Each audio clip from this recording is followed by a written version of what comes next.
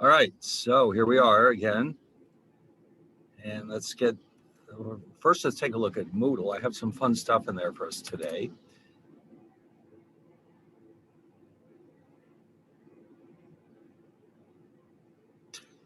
So we have, let's see. We basically just started with our discussion about foreign exchange, chapter 11. Let me get that open. And then we're going to see that I did, in fact, find some more cool new videos for us to look at that are directly related to what we're doing. Some of them are more for the, our own personal interest than for the actual topic, but they're all interesting in their own way.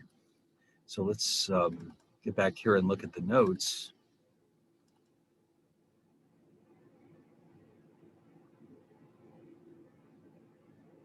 So let's see, how far did we actually get here? I think we went over bid-ask spreads, right? I'm pretty sure we did.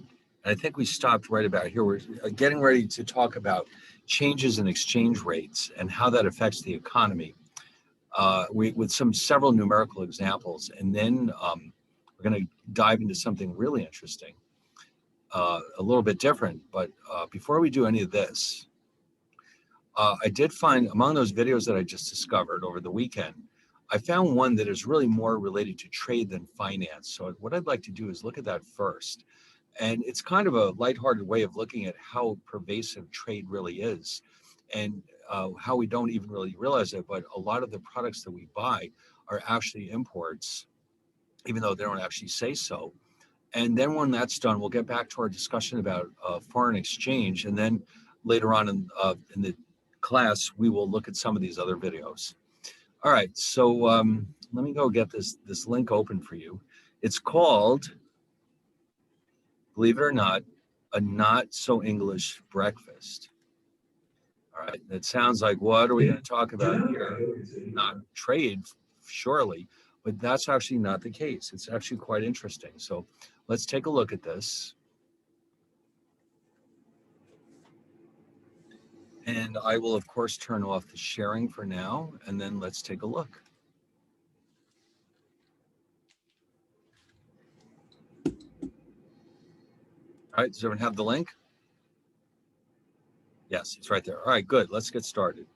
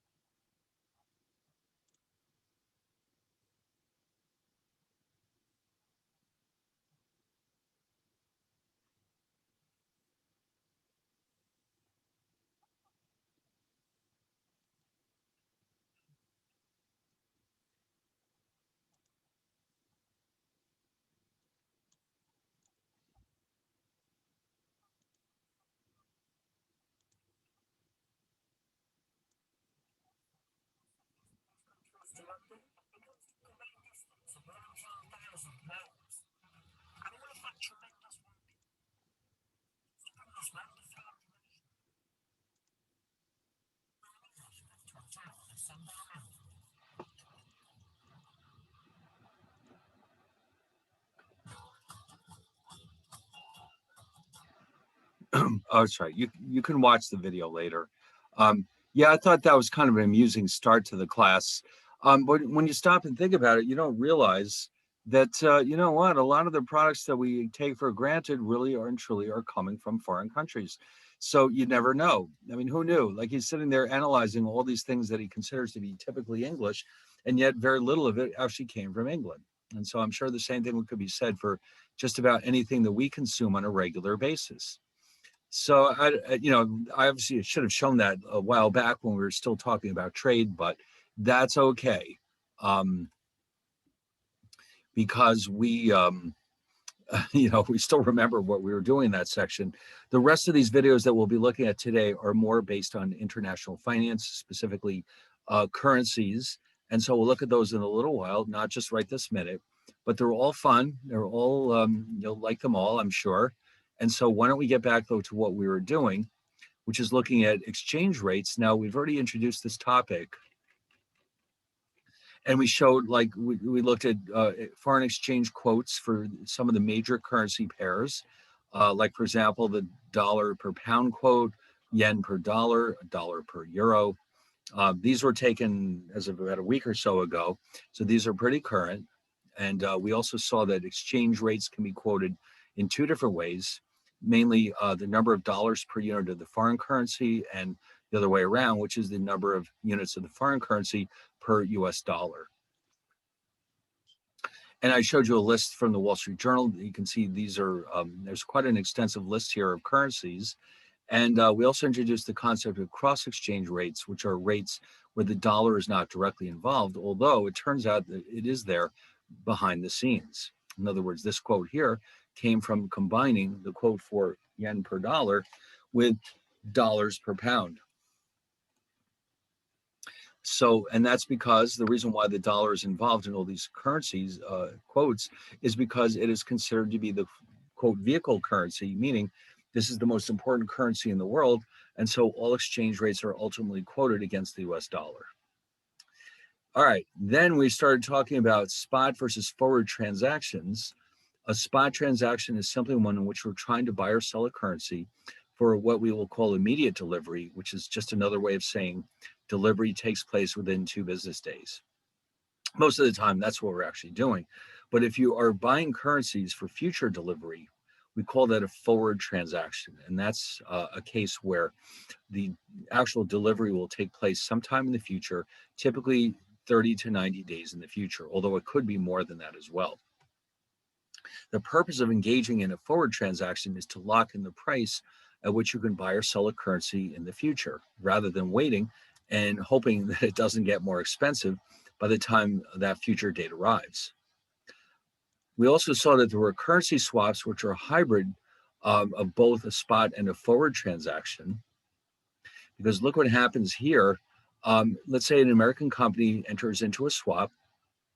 It exchanges today $140,000 to buy 100,000 pounds, but simultaneously we agree that in 60 days we will sell the pounds back, and at that time receive $140,000. So we've got a spot transaction here for the exchange that takes place today, and then we have a forward transaction for what will happen in 60 days. And this is a good arrangement to get into if we know for a fact that we won't need the currency more than, let's say, 60 days. Otherwise, we could just, enter into the spot transaction now and wait into the future to decide what to do with those foreign currencies. We also saw that this is the trading volume in all these different transactions on a daily basis.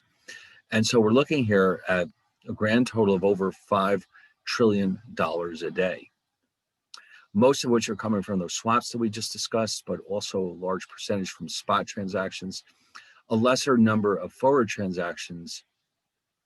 And then finally, we see this last category, foreign exchange options, which we will be looking at very, very soon, as a matter of fact. And so that's a lot. That's a lot of money. So at some point, we have to address the issue of why there's so much trading taking place in these currencies, especially because this is way more than the volume of trade throughout the world. Okay, in other words, only a small percentage of this can be accounted for by the actual purchase of goods and services. The rest is being undertaken for different reasons. Now, I did mention here too that in practice, for each exchange rate, there's actually two prices that you'll encounter. One of them is the price at which you can sell the currency, and the other is the price at which you can buy the currency. Now, keep in mind that when you're dealing with foreign currency, you're buying and selling them with a dealer. A dealer means that they're making all their money by either buying or selling these currencies. And so they need to make a profit on every transaction that they make. And how do they do that? Well, the prices that they quote will always favor the dealer. For example, in this case, if I want to buy pounds, I'm going to have to pay $1.48.17 for them. But if I want to sell pounds back to the dealer, they'll only give me back $147.97. So the gap between these two is called the bid-ask spread. And the size of that spread is what's telling me how much money the dealer is actually making on this transaction. We multiply this bid-ask spread by the number of pounds that we bought in this case or sold.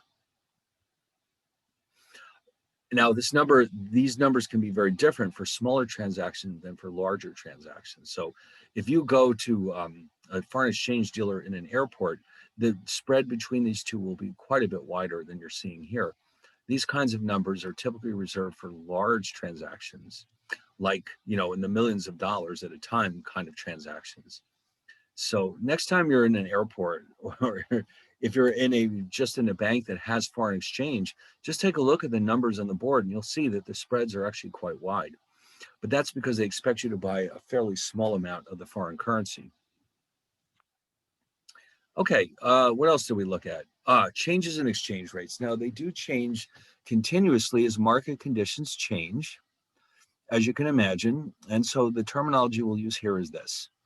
When the currency gets stronger, it will be said to have appreciated. And when it gets weaker, we say that it has depreciated. Okay, so those are the terms that we use in the foreign exchange markets. You don't hear this in other markets. Like when the stock price goes up, people don't usually say that it appreciated, although technically that's what happened. And when a stock price goes down, we don't normally say that it has depreciated, although in a way that's what's happened. But in these markets, this is exactly what we call it: an appreciation for strengthening and a depreciation for weakening. All right, so now let's look at a couple of numerical examples of this, which we've already seen, but let's just go through this again. If the dollar-pound exchange rate were to go from, let's say, 158.07 per pound to $1.60 per pound, in that case, the thing that's important is that it takes more dollars to buy a pound. So that means the dollar has actually gotten weaker against the pound. So we say that the dollar has depreciated and the pound has appreciated.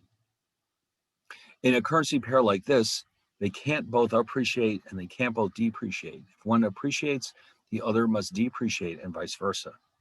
So it takes more dollars to buy a pound. The dollar therefore is weaker. The pound is therefore stronger. All right, that's how that works. How about this one, the yen and the dollar? So if this one goes from 88.85 yen per dollar to 90 yen per dollar, in this case, it now takes more yen to buy a single US dollar. So now that means it's the yen that got weaker and the dollar that got stronger. So therefore, we say that the dollar has appreciated and the yen is depreciated. Now, the question that we started to address is what happens to the economy when a currency gets stronger or weaker? All right, well, as it turns out, either way, whether the dollar gets stronger or weaker, there'll be good things and bad things that happen. For example, what if the dollar gets stronger? Well, our exports become more expensive to foreign consumers, which means we sell less of our products to foreign citizens. At the same time, though, imported products become cheaper, which means, of course, we'll buy more foreign products. And so as a result, that means that our trade balance will worsen. If we had a deficit already, it will get bigger. If we had a surplus, it will get smaller. So now this is in the immediate impact of an appreciating currency. In the long run, the impact is as follows. In a longer time horizon, if this is going to persist, let's say the dollar keeps getting stronger all the time, the unemployment rate will eventually drop because our import prices are falling. But there will be, unfortunately, be more employment in the industries in the United States that make a lot of their sales to foreign customers. So in other words, as our goods remain very expensive in foreign markets, you would expect to see more and more unemployment in the United States. So there's always a direct trade-off here between something good and something bad. So here, the stronger dollar will reduce our inflation rate, but it will eventually raise unemployment because our exports are more expensive, and therefore people will lose their jobs in industries that depend heavily on exports to foreign countries. So you can see, well, one good thing and one bad thing. Now, we're going to see a numerical example of exactly how this works, okay? And the exchange rate between the dollar and the pound, let's say it's currently 160, and then it strengthens to $1.55 per pound. So we want to consider the cost to American consumers of a British good that costs 100 pounds in England. The way to come up with the dollar price is to simply multiply that pound price by the exchange rate. And you can see this is a very simple case where the price initially was $160. Now the dollar's stronger, which means that those pounds are cheaper to Americans. And so this product will fall in price to $155. And of course, like any other good in the economy, that means we'll buy more of it. So our imports will rise. And it's not because the pound price changed, it's because of the exchange rate. All right. Now, if we look at the perspective of the British consumer, American products that actually, let me go back here for a second. I just want to make sure everyone's caught up with this. This is how we determine what's happened to the prices of these goods. They're coming from foreign countries, and then we need to determine what's happening to our products that are being sold abroad. So the 100 pounds part hasn't changed, and it wouldn't. It's the exchange rate that's different, and that ultimately determines how many dollars we have to pay for this product. So the stronger dollar makes for British goods cheaper.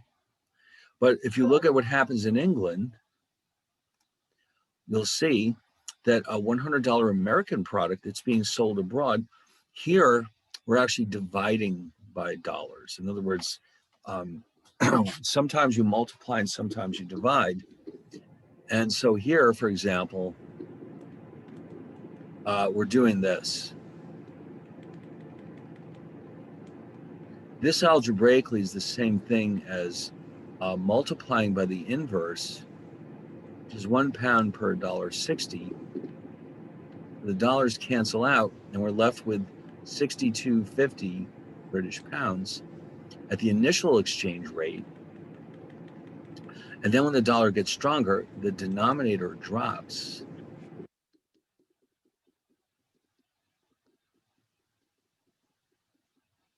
And so what's happening is that it now takes more pounds to buy the same quantity of dollars.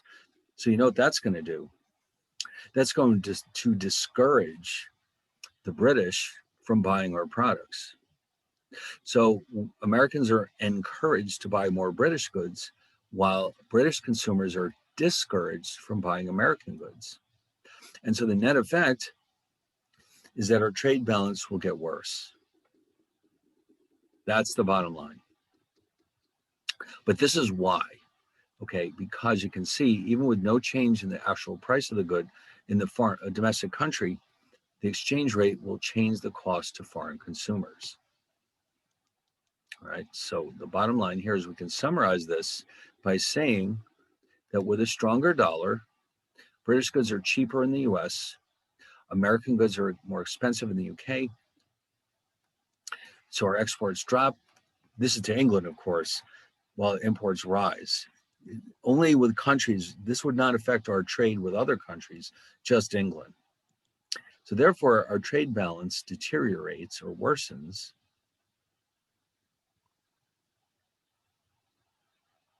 as a result of the stronger dollar.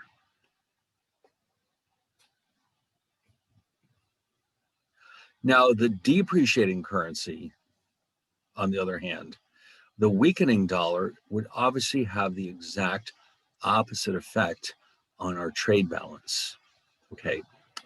And as well as the long run factors that we were looking at earlier. So if the dollar gets weaker, that means our exports to foreign countries become cheaper. So we'll sell more products abroad. But on the other hand, our own imports become more expensive, which means we reduce our imports. So in other words, with a weaker dollar, we'll sell more abroad and we'll buy fewer products at home.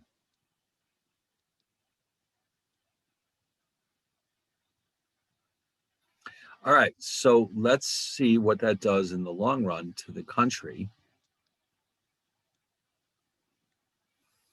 Besides the trade balance, look what also happens. The opposite of what we had before. A weaker currency will increase our inflation rate because import prices are higher. But at the same time, though, it'll stimulate employment in our industries that do a lot of exporting to foreign countries. So our unemployment rate should drop.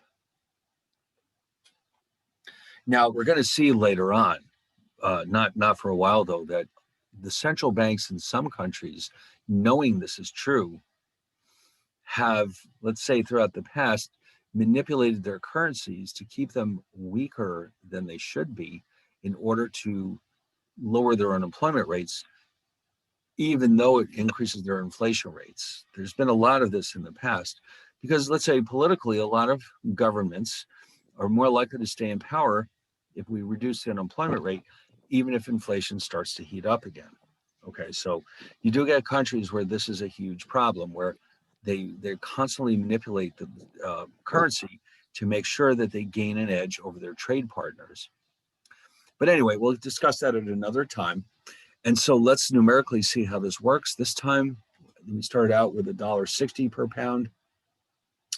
And now all of a sudden the dollar weakens. It now takes $1.65 to buy a single British pound.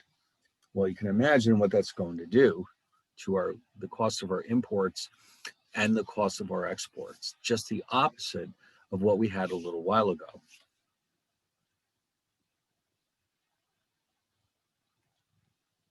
So once again, we'll use the same example. We're importing a good from Britain that cost 100 pounds. And so under the old exchange rate, Americans were expected to pay $1.60. Now that jumps up to $1.65. So we'll import fewer British goods.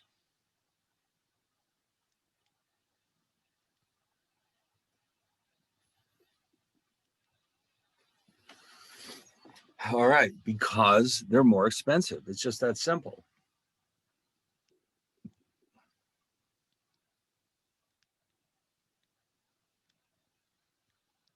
What about the British, what's going on with American goods? So remember, we're dividing now. Here we were multiplying, now we're dividing. So when we divide $100 by $1.60 per pound, that equals it's the same thing, let's say, as multiplying this by 1 pound per $1.60. The dollars drop out and we're left with 62.50 pounds. And then because of the weaker dollar, we're dividing by a larger amount. And now the British only have to pay 60.61 pounds to buy our product, which means we'll export more goods to the UK.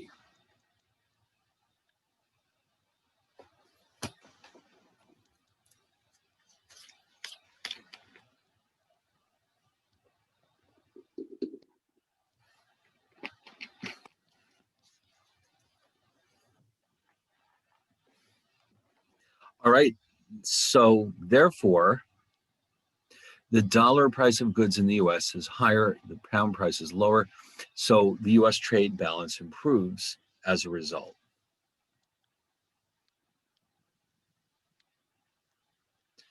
Okay, so that's the bottom line here.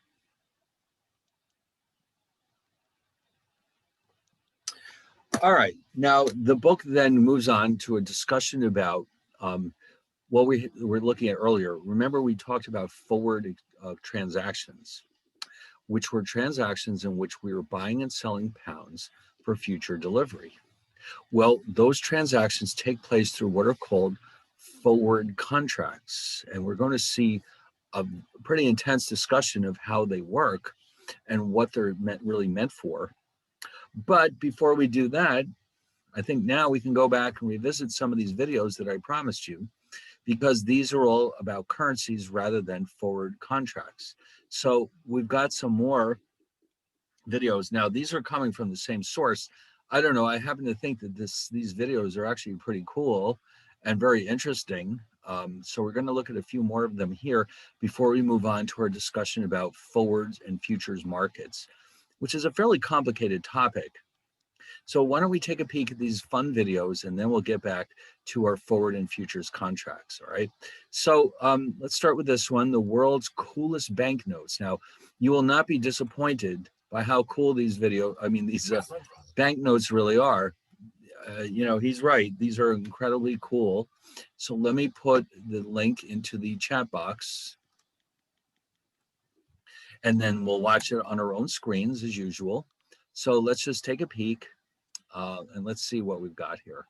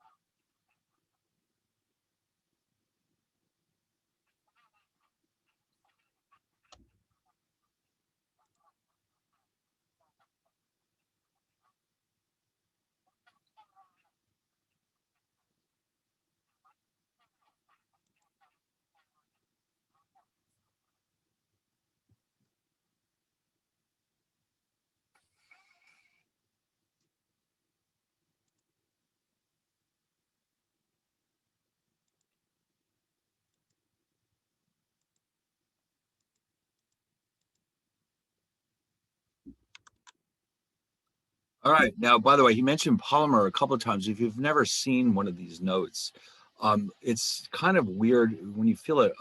Obviously, paper money in the U.S. is actually made out of paper. These are actually made out of a very soft and pliable plastic. It's very weird to get your hands on one of these things. I know they have them in Canada, and I've seen a few of them. And even though he mentioned that they can get crumpled up, it's very hard to do it.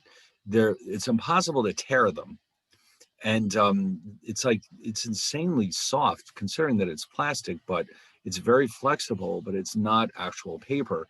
And the thinking is that that would be make it next to impossible to counterfeit them, and that's probably right. I don't know how long it'll take before the US has that too, but it's they've already got them in Canada and in England, and we're probably just going to follow along too. But it's very interesting. It's a very interesting idea.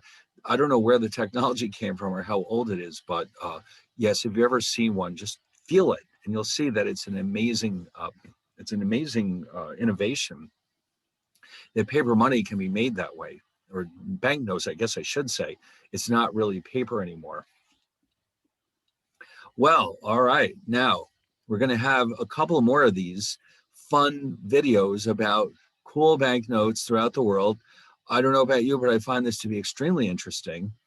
Uh, so that's why we're watching so many of these. But I do think you'll benefit from this too by seeing all the many different notes that are produced throughout the world. I mean, after all, we are talking about foreign exchange. And unless you're a very extensive world traveler, you may never get to see any of these notes in person. So that's why these videos are so awfully helpful. Now, the next one is going to the opposite extreme. Instead of the coolest banknotes, we're looking at the strangest banknotes. All right. And of course, we've got plenty of those too. All right. So let's check this out. I'm going to, as usual, post this link in the chat box, and then let's check it out.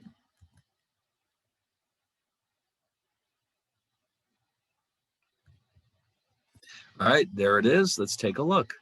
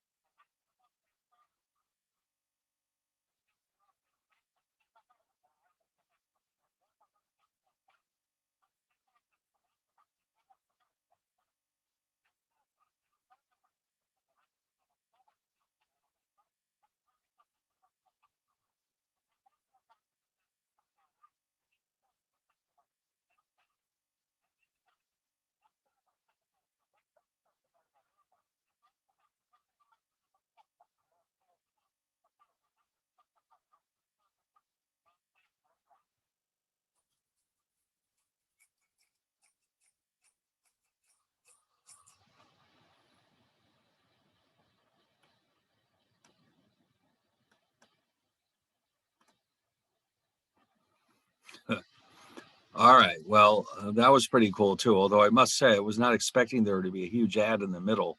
Um, that was a little annoying, but basically, it was still worth watching it. Now, the next one is just these are the ones that are unique in some way. They started a trend of some kind. So we'll look at these. Now, don't worry, we're almost done with this. We can get back to work very soon. So the next one is called the banknotes that changed the world because of some innovation or other that they were first at. And so we're going to look at these for a minute. Hold on one second. Let me get it ready.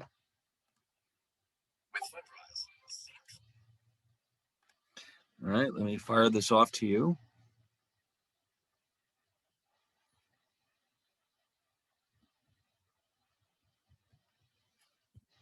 All right, let's check this one out.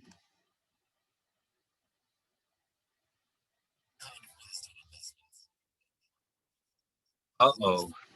I'm not sure if that's the right one. You know what? I just noticed. There's something. Hold on, everyone.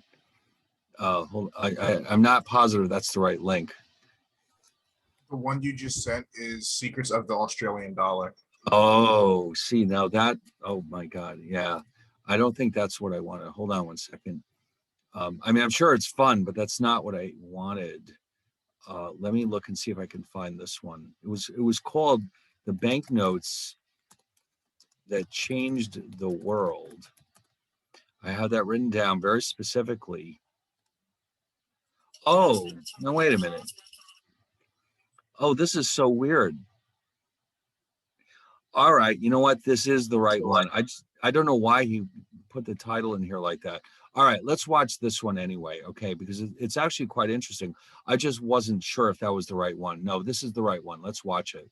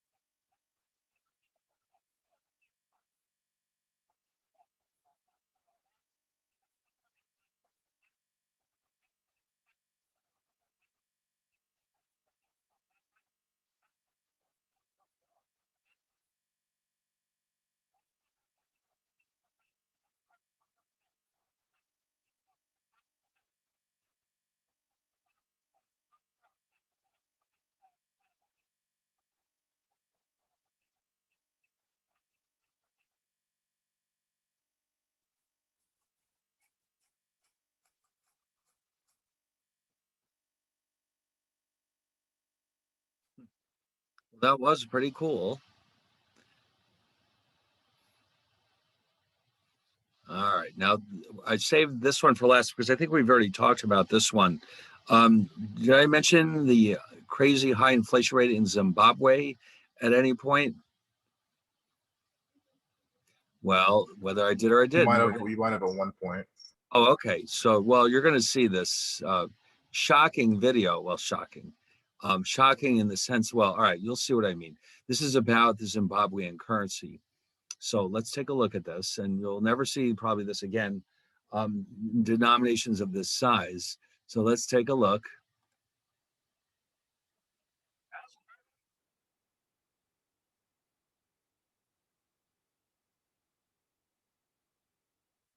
Right, this goes into the chat room. And there you go. Let's look at it.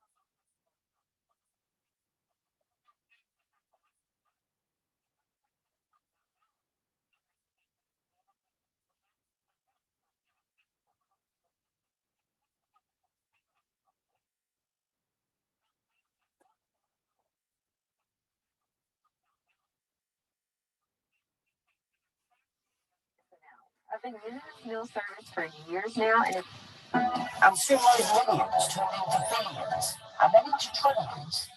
As ridiculous as his actions have been.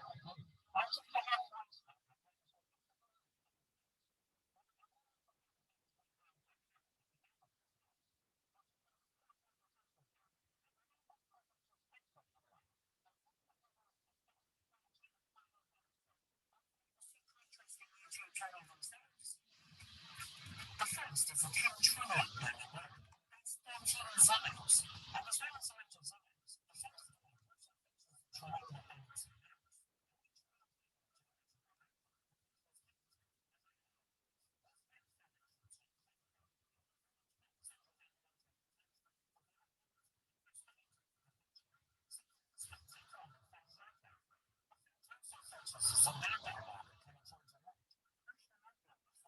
I've seen other countries.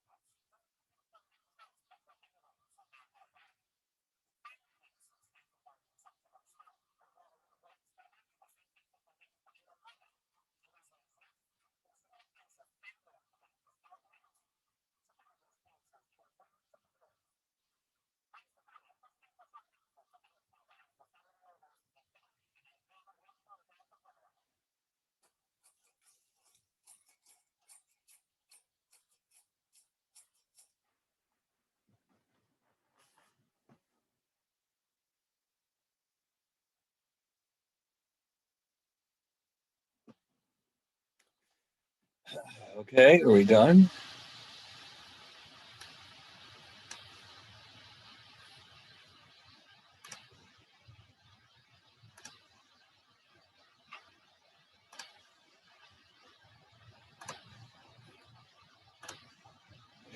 All right, I guess we'll get going again then.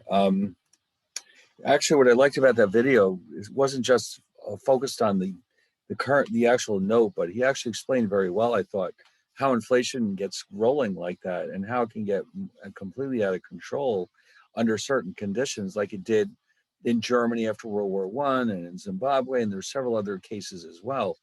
But a lot of it ultimately comes down to a government that has no money, that prints money to pay its bills. So, of course, this is what happens. It always does, and it always will. All right. Well, anyway, so now we're looking now at a slightly different topic, forwards and futures markets. Now, as we've already seen, we've talked about forward exchange rates or forward transactions. Those are the ones, as we saw earlier, where we are buying a currency or possibly selling it with the intention of delivery taking place sometime down the road, possibly between, let's say, 30 and 90 days. Now, when we make a transaction like this, we're entering into what's called a forward contract. So imagine yourself approaching a dealer. And by the way, most of the large commercial banks like Citibank, let's say, or Chase are themselves foreign exchange dealers. And so they handle a lot of these transactions. So if I went to Chase, let's say, and I said, listen, Chase, I want to buy 1,000 British pounds, but I don't need them delivered for another 60 days. They would offer me a price quote and they'd say, all right, fine. You can have them for $1.45 each. And I'd enter into a contract with Chase in which I would say, I agree to buy 1,000 pounds at $1.45 each. And Chase, on Chase's side, they agree to sell me the pounds at $1.45 each. It's a pretty straightforward idea. It's just a contract in which one side agrees to buy a currency in the future, the other agrees to sell at a price that's specified today. And the purpose of doing this is to lock in that price so that you don't have to worry about what happens to that currency in the future. Now, a futures contract is a similar idea, but it has a lot of very important differences, which we'll look at in the next few slides. So let's start by looking at, well, by the way, forwards and futures are two examples of securities that you may have heard of. These are referred to as derivative securities. These are very complicated instruments, and their values can fluctuate quite dramatically, but they're also very useful for hedging purposes. And the word hedge in this context means reducing or eliminating foreign exchange risk. Okay, so these are the basic four types. We'll spend some time looking at forwards and futures. We're going to skip over swaps for now, and then we're going to spend a little bit of time looking at options because they're by far the most interesting and most important of all the derivative securities. But ultimately, keep in mind, the point of these contracts is to make it easier for us to reduce or eliminate the risk that we're taking by either buying or selling currencies. So let's start with the forward contract again. A forward contract is simply an agreement between two parties, or sometimes they're called counterparties, to buy or sell an asset at a specified date in the future where the price is agreed on today. Okay, that's all it is. We get together and agree to buy or sell something in the future. So if I'm buying, I need a seller. That's who I enter into the contract with. If I'm the seller, I need to find a buyer to enter into this contract with me. Okay, now here's an example of this. Let's say that at the moment, the spot exchange rate between the dollar and the pound is at $1.6980 per pound. The 6-month forward exchange rate is listed as 1.6715. Now, what does that mean? That means that I have the ability to buy or sell pounds for delivery in 6 months at $1.6715 per pound. That's the amount that I can lock in today by entering into one of these contracts. Now, you can see why I might want to do this. Because let's say I'm an importer. I'm an American company that buys a lot of British pounds because I'm constantly importing British products into the United States. I can wait 6 months to buy the pounds, but what might happen in the meantime? All right, let's just say, let me just throw in an example here. Suppose that a US importer will need to buy, let's say, 10,000 pounds in 6 months, because at the time he plans on buying British goods. Okay, that's the whole point of this. Okay, so the exchange rate is currently, as we have seen, $1.69.8.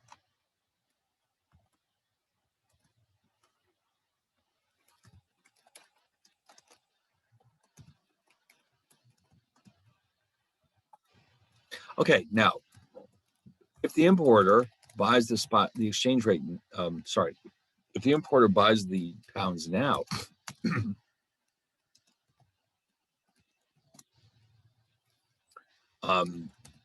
he is locking in a price of, and then we would multiply this by 10,000 pounds. And that means I can just buy them now. And how much will it cost me? That's going to cost me 16,980 US dollars. Now, what problem might that introduce, though? Well, you know what? This means that $16,980 is tied up in these in buying these pounds and can't be used for any other purpose. So we may not want to do that. All right. We got that money sitting there just waiting to be used in 6 months. Maybe we had something else in mind for that money. And then you have to make sure you actually have the money today. What if you don't? What if you just simply don't have it? You expect to have it in the future, but you don't have it now. So, well, then this might not be your best approach. On the other hand,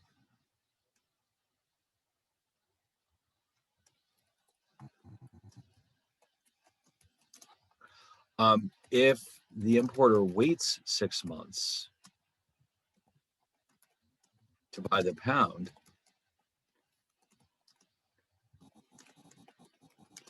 the price could rise. In other words, the dollar could depreciate, making the pounds more expensive. This is what he's really worried about. For example, suppose that the exchange rate rises to, let's say, $1.75 per pound in the next 6 months, which is possible. It's not that unlikely. Then the 10,000 pounds is actually going to cost us, and then we multiply them together and we get $1.75 times 10,000 pounds.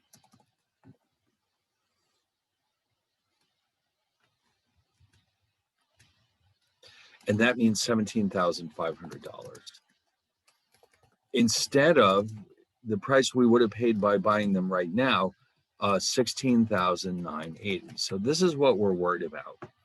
We wait, we don't have to tie up our money for 6 months, but we might have a weaker dollar, which makes this more expensive to buy. Now, by the way, if the dollar gets stronger, we could actually save money. All right, let me just mention that too.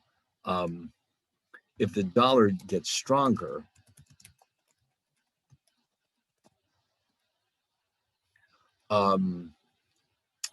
let's say, for example, the exchange rate drops to $1.60 per pound. Well, then the opposite happens. We could actually get lucky and save some money. Okay, so the exchange rate drops to $1.60 per pound. The cost of buying the pounds would fall to, and then you would then, of course, multiply this by 10,000 pounds. And you'd be very pleased that you decided to wait to buy them. But that requires a certain amount of luck. And that's going to end up costing us $16,000 instead of the original $16,980. So this could go either way. But you've got to be realistic here. You're not in the business of making money by speculating on currencies. You're trying to make money from the products that you're selling. So you may not want to take this risk. Okay. And in fact, a lot of businesses would rather avoid it. So what other option do we have? All right. So instead of buying the pounds today and tying up our funds, or waiting 6 months to buy the pounds and risk paying more money for them or more dollars for them, we can enter into a forward contract to buy the pounds in 6 months at the 6-month forward exchange rate. So in this example, that number was quoted to us as 1.6715. And so what that means is that the pounds would then cost, okay, and we multiply that by 10,000 pounds like we did before.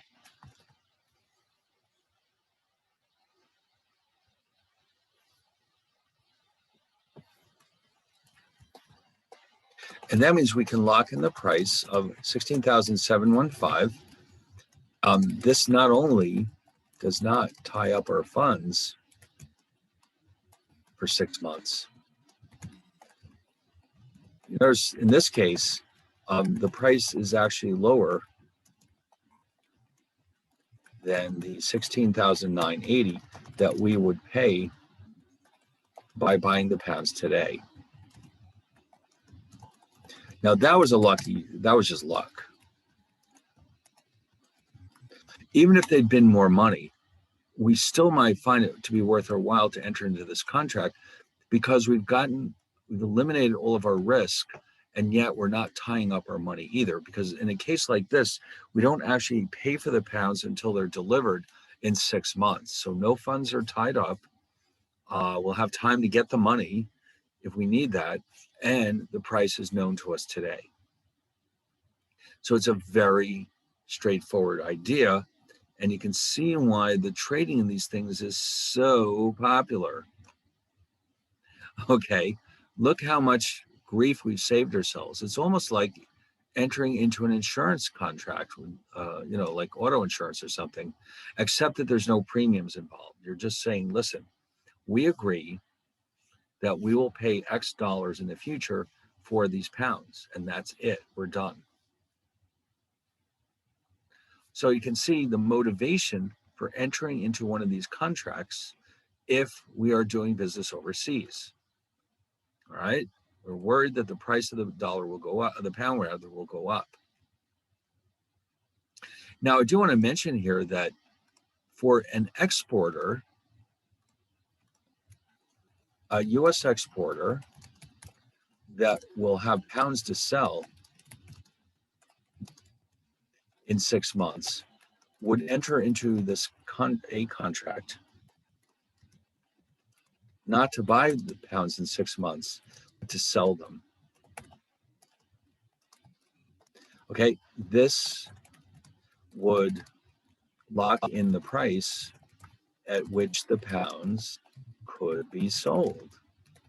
So you see how this exporter is eliminating his foreign exchange risk by entering into a contract to sell them, knowing that he'll have pounds available in 6 months.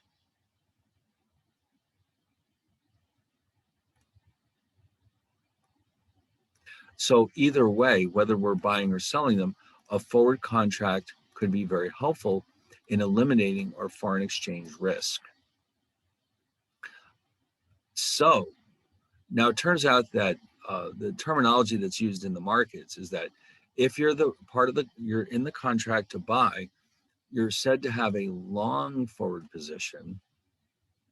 And if you agree to sell the asset, you're said to have a short forward position. All right, so for each contract, we have to have a buyer and a seller. We have to have a long position and we have to have a short position. But either way, the contract is ideal for hedging your risk, although you can also gamble with these contracts too. So let me just show you a quick example of that. Speculating, let's call it, with a forward contract. How would that work? Well, let's just go back to the same example. Let's go back and grab these numbers again. All right, here we go. And we say to ourselves, you know, a speculator, meaning a gambler or an investor, a speculator believes that in 6 months, the dollar will have depreciated. Okay, he would like to take advantage of this or take a position based on this view. So what does he do? All right, well, let's see what he can do. The speculator can enter into a forward contract in which he agrees to buy, same thing, 10,000 pounds. Let's keep it simple.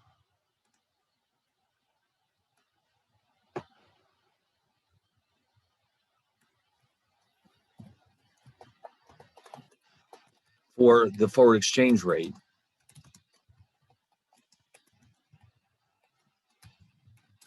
which was quoted to us as, I think it was 160. There it is.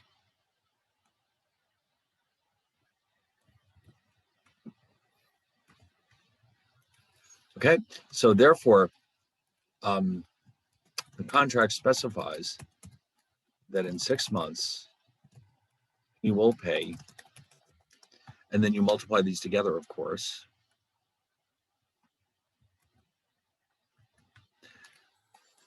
All right, you multiply those together, and you'll get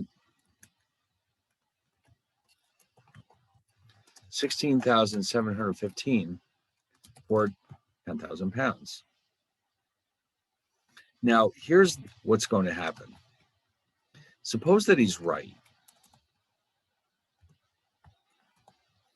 Suppose that, let's go to the next slide here. Suppose that the dollar does get weaker. Suppose that the dollar depreciates in 6 months. The dollar depreciates to $1.70 per pound. Okay, from the current 169 something. The speculator will then pay 16,715 for 10,000 pounds. And guess what he's going to do? And then sell them in the market for $1.70. Remember, we agreed to, we think it's $1. Well, we think it's going up. It goes to $1.70, and that's multiplied by 10,000 pounds. And that means $17,000 for a profit of the difference between those two numbers, which is 285. All right. So in other words, he agreed to pay 16,715 for the pounds, but now he's able to sell them for $17,000. So therefore, that represents a profit of $285. Now, obviously, if the speculator is wrong and the price drops, he will suffer a loss. But that's why it's called speculation. It's a gamble, pure and simple. Okay, and then I'll just mention here in passing too that a speculator who expects the exchange rate to fall in the future in other words, the dollar to strengthen or appreciate, will enter into a forward contract, not to buy the pound, but to sell in the future. All right. So in other words, if you believe the pound is going up, you agree to buy them at a locked-in price. If you believe the pound is heading down, or the dollar exchange rate is going down, then you're better off selling them because you can lock in the price at which you can sell them. So either way, there's 4 things we might want to do. Let me just summarize these in a chart here. A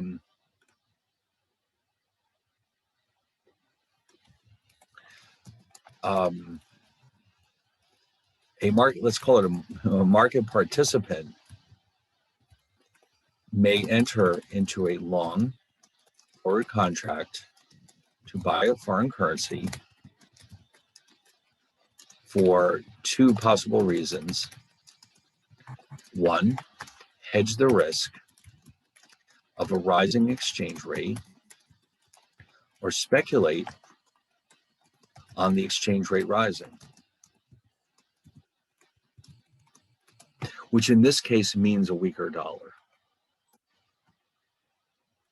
Okay, so the importer is worried about the price going up, so he buys the currency through the contract, but the speculator also entered into a long contract because that means that he will benefit from this. On the other hand, I'm going to duplicate this slide and save some time. A market participant may enter into a short contract to sell foreign currency for the opposite reasons. Hedge the risk of a falling exchange rate, or speculate on the exchange rate falling. Either way, this will be a profitable transaction. But you have to be right. Now, the hedger doesn't care. The hedger is basically buying an insurance policy. The hedger doesn't care if he turns out to be right or wrong. It's all about, eliminating the risk. The speculator, well, that's a different matter because the only reason they're doing this is to gamble and make some money if they're right.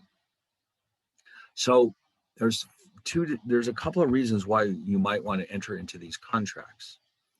And so the volume of trading, of course, as you saw, is massive. And so anyway, what we want to consider next is when you look at these examples, where did that number come from? In other words, why is the forward exchange rate this number when this is the spot exchange rate? Well, it turns out that the 2 numbers are tied to each other by 2 things. One of them is time, and the other turns out to be the interest rates in the 2 countries. That's what uniquely determines the forward exchange rate from a spot exchange rate.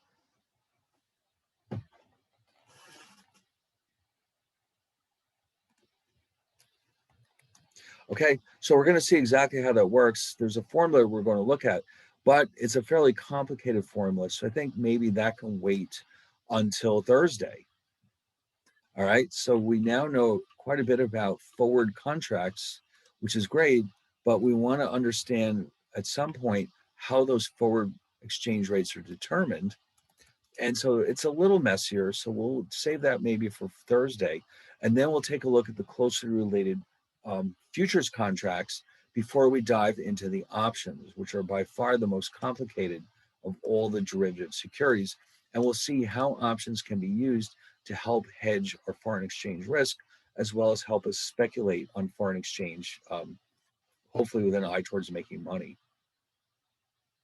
All right, so I guess unless there's any last minute questions, I think we can knock it off right here and carry on.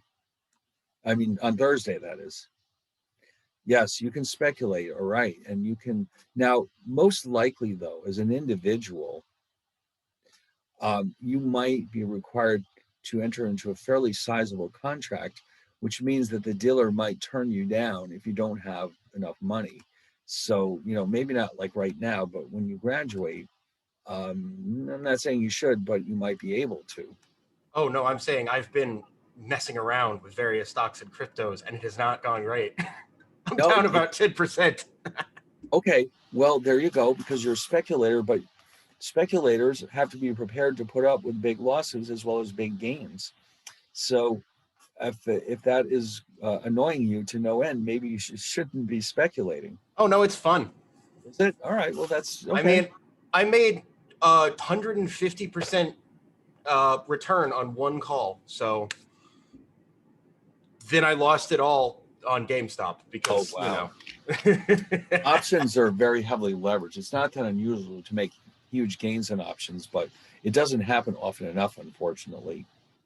Yeah. All right. Well, anyway, I guess we'll hang on to this discussion for Thursday when we can carry on with our discussion about not just how these contracts work, but how and why they can be used for hedging or risk. All right. Because that's really what this is all about. All right. So I guess I'll just see you all on Thursday then. Bye-bye. All right. See you later. Have a good one. Okay. Bye.